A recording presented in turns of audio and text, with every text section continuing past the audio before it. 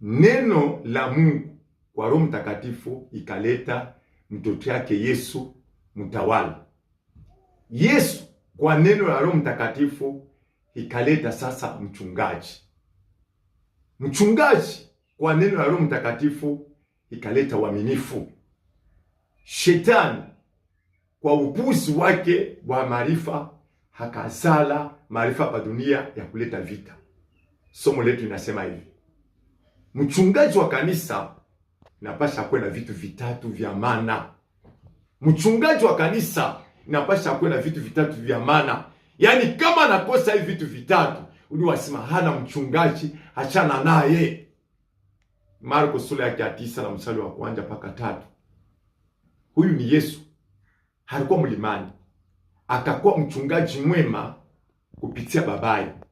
Kia kwanza, hakawahubiri watu maneno ya kugeuka wakuwe watu wazuri wapate wokovu.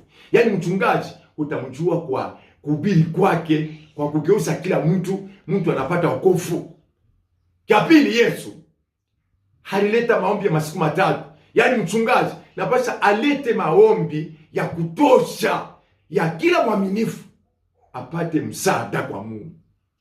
Yesu alisaidia watu kwa chakula.